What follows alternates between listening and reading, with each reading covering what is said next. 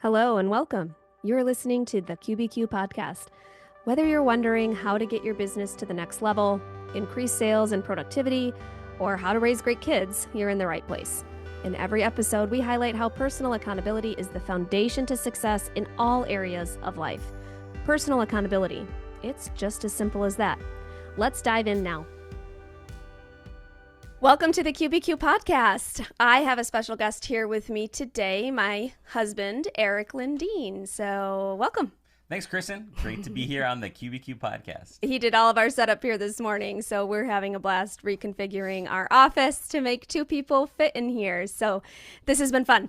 But we thought, what? Nothing, just I get to touch you. Yay, we're so close.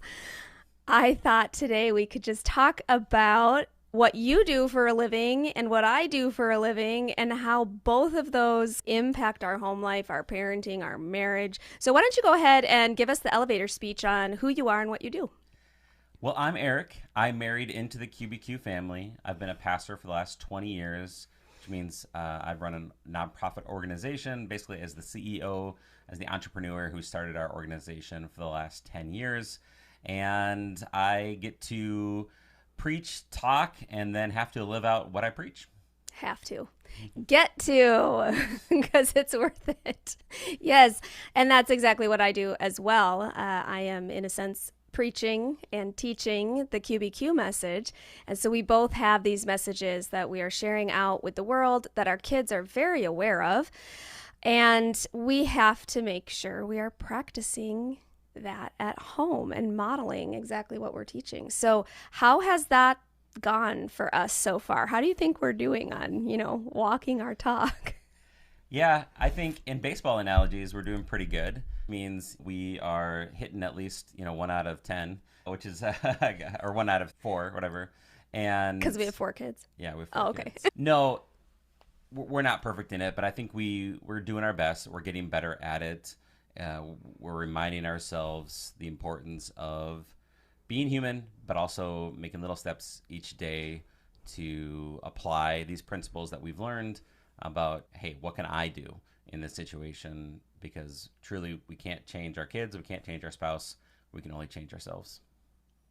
Yeah, I agree. I think it is something that we've grown in as parents, and especially as the kids get older and can start kind of seeing if there's discrepancies between what we teach and how we behave at home and how we parent and how we act. I think kids are a magnifying glass on everything that's awful inside of myself as a human. And it's one of the most sanctifying, chiseling journeys. I mean, I know marriage is that as well. And we used to say that being married is one of the most humbling forces you to soul search and really take a look at who you are and what you believe and how you act and how selfish you are. But parenting, I think, does that in a totally different way. What do you think about that? Yeah, because each kid, again, is like a magnifying glass for your own personalities, your own flaws. They come bouncing back. The things that you see in yourself that you think maybe you hide, your kids live those out, and you're like, ooh, yes, they get that from me. Sometimes I do want to say, oh, no, they get that from Kristin, not from me. Well, I mean, there are certain things they get from each of us, and it's very apparent to both of us which ones we see. And absolutely. Yes. What's it like raising a mini me while also being married to me? Yeah, it's challenging. It helps me become a better person. But there are strengths even in those things that we see as, okay, this is a strength that we have to shepherd and grow now, whether that's independence, whether that's being able to speak your mind, whether that's being a little sassy, knowing, okay, well, that will sometimes serve them well that serves us well. Exactly. Yes. So I think being a parent is trying to recognize those things, how to shepherd your child's heart, how to take those things and use their strengths in a healthy way so that they become the best versions of themselves. Yeah, and I think that's where QBQ really does come in. So we have our values, we have our faith that we practice, and that's more what you're teaching out into the world as a pastor and as a shepherd. And QBQ helps direct that in a way where we are always asking those better questions, those QBQs. How can I be the best parent I can be? What can I do? We're always talking about looking at our kids and seeing the weeds in them, and a weed would be either a strength that is currently looking like a weakness and needs to be shaped and pruned, or it's, a weed often is more so what needs to be pulled and just picked out of their character and out of their lives. So QBQ helps us say, what can I do to pull that weed without decimating their spirit, without shaming them or hurting who they are at their core, but also saying, hey, my job here is to help you grow into a functioning adult. So QBQ definitely helps shape that framework in our minds. And we're working toward Raising Accountable Kids, which is the title of a book that my dad wrote. My mom, of course, had a hand in that because he did not raise all 7 of us Miller children alone. No, she was very much there and involved, more so since he traveled. But that Raising Accountable Kids concept, I think, is really important. How do you see us walking that out, specifically the Raising Accountable Kids? Are we succeeding at that? I don't know. I think, again, we're not perfect at it, but I think we are doing our best in that. And I know I have a lot of conversations with the kids of, hey, I'm just trying to help you to be a great adult, and it'd be easier for me to ignore these things in your behavior. Oh, way easier, because then you don't have conflict. Exactly. Everything's happy. I've heard someone say, parenting is only hard for good parents because it's easy to ignore and not to address those things that we see in our kids that we know need to change. But it's like, but what can I do to help my kids become the best versions of themselves? And so I can not take the easy way out, which means ignoring these things, but actually stepping in and addressing them, modeling better behavior, checking myself when I get heated or frustrated. Okay, what can I do to be the best parent in the situation so I can serve my kids the best way? Mm-hmm. I know specifically with trying to teach them what accountability looks like. I'll never forget, I was driving our oldest, Joshua, to school. He was in kindergarten at the time, so I had kindergarten Joshua, Rebecca would have been like preschool age, and then probably infant Andrew would have been in the car at that time. And we lived just, it's not even a mile. No. How far is it to the school? Like half a mile. Half a mile, maybe, to our little elementary school here in Minnesota. And normally we would walk, but it was cold, and so I was throwing him in the van at the last minute, packing up the 3-year-old, packing up the infant. I don't know where you were, and I was work. Yes, I was running them to school, and in the flurry that any parent in the morning on the way out to school knows, I had told Joshua to find his hat. Like, he needed to find his hat. It's cold here in Minnesota. You have to have a hat to go out to recess, and yes, they go out even if it's. Those of you in the South, they go out even if it's 30 degrees, 20 degrees. 30 degrees, they're wearing no coats. Yeah, they're taking off their coats in 30 degrees. They're like, it's a heat wave. So they go out in very cold weather. He needed his hat. So we get in the car, and it's a 60-second drive to school. It's so close. But in that amount of time, I said, Joshua, you have your hat, right? And he goes, no, Mom, you didn't put it in my bag. And in that 60-second drive to school, I had that choice to, do I teach right now? Do I take this teachable moment? Or do I just ignore it, get him to school, whatever, bring his hat later, do all the things to kind of rescue the moment and just move past it? And I chose to teach. I said, oh, hey, buddy, you know how Mom's always talking about responsibility and accountability, and it's important to do the stuff we've been asked to do and take care of ourselves. And this is one of those times where you were responsible to get your hat in the bag, and you didn't. Mm-hmm. So telling me that I didn't do it, that's what we call blame. That's that big word that Mom's always talking about, blame, and we don't want to blame people.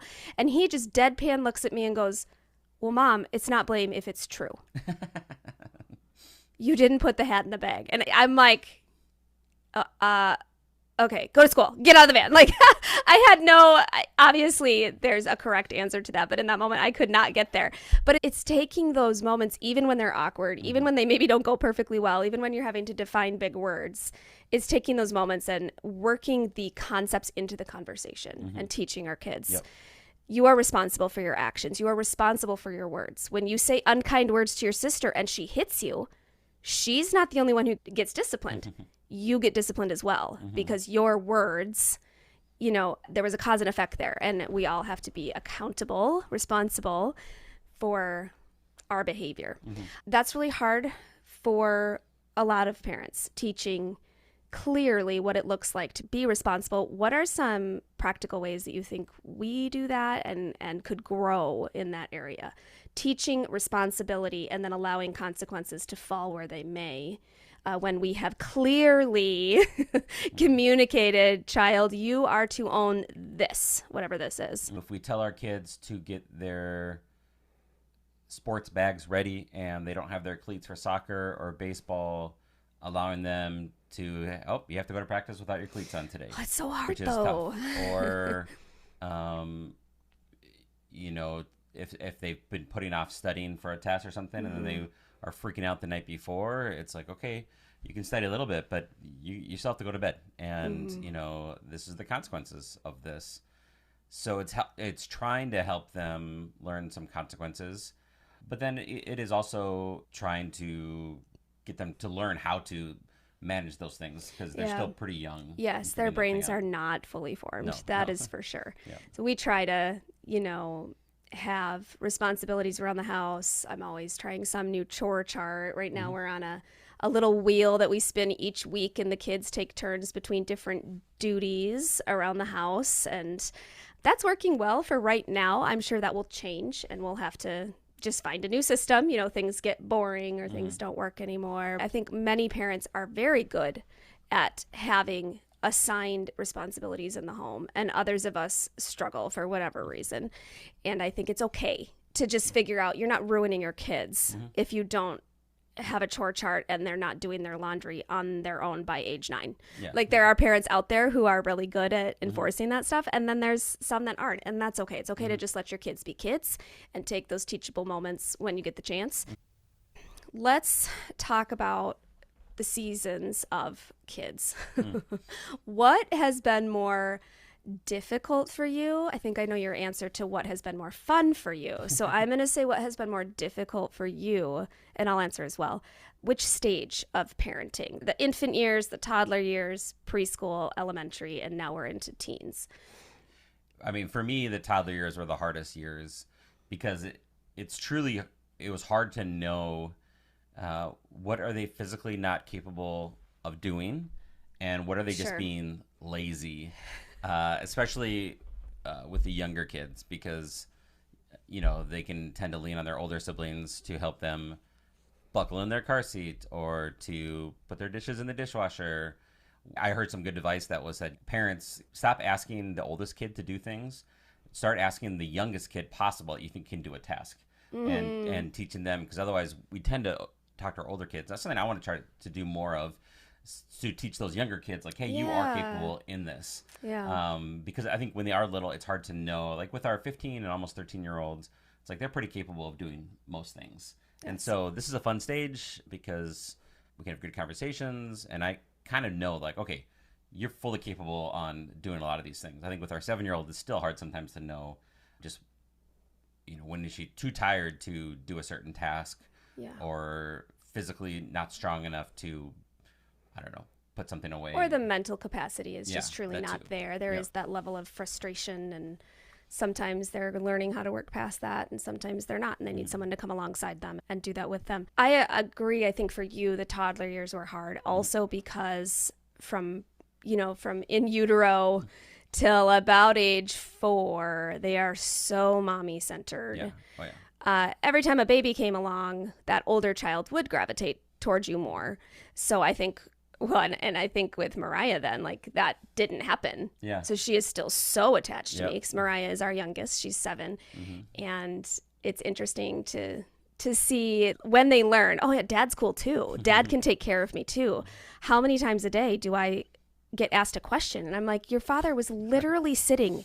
You were on his lap, and you walked across the house to ask me to do something for you. Yes. Dad is capable. And I'll say, I'm right here. Why don't you ask me? Yeah, he's always it's not that I'm ignoring around. You. Right.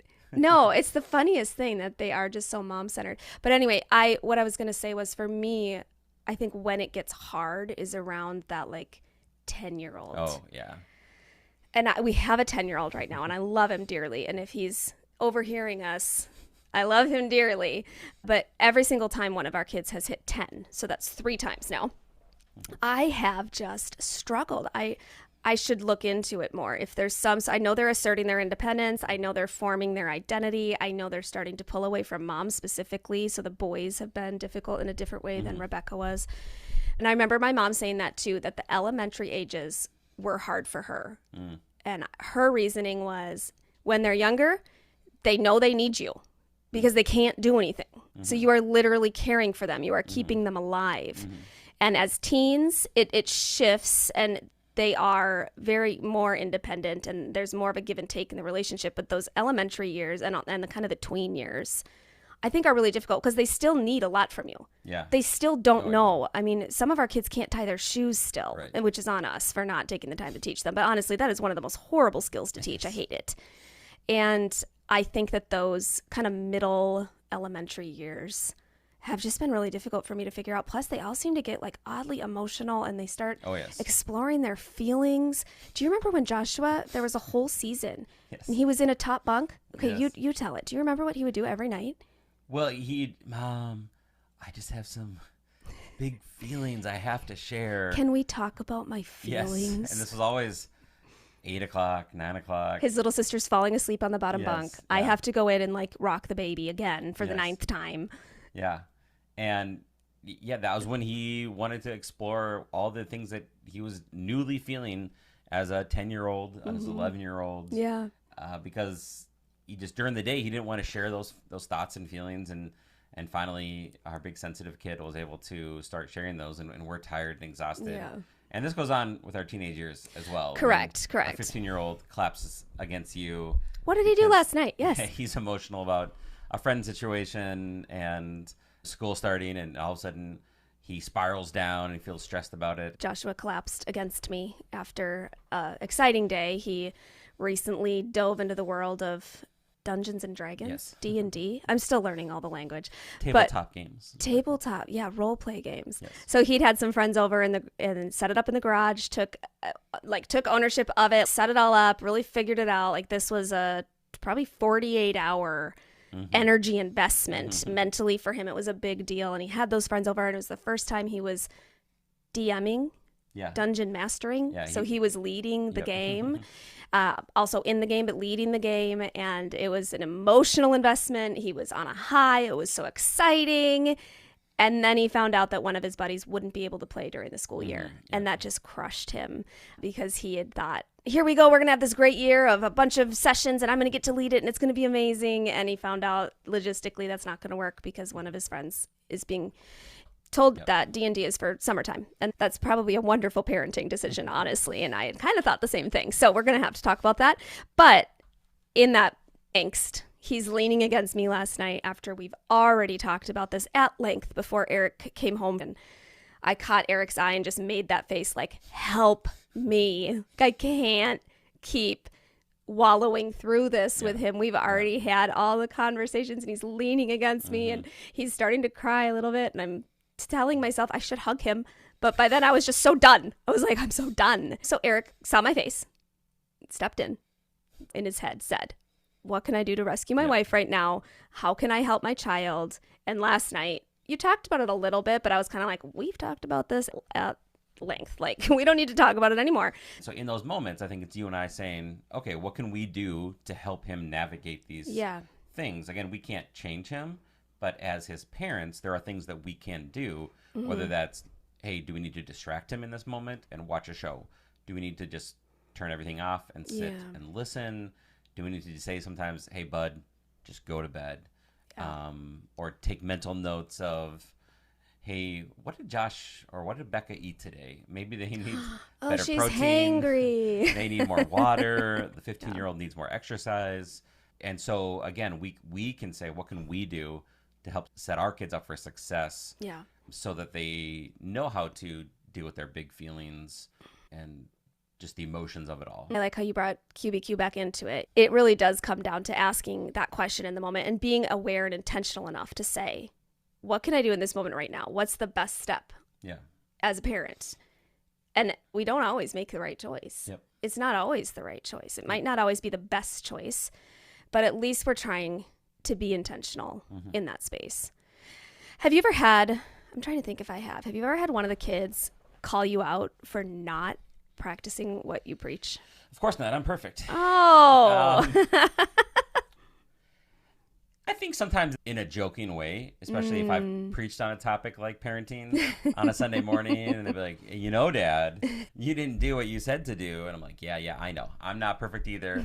And I think it is good sometimes, even when your kids joke, 'cause there's always truth behind the joking. Absolutely. And instead of getting defensive, which is the natural inclination that we have when our kids point out when we're not perfect, it's to take a mental note of that and be like, you know what, that's right.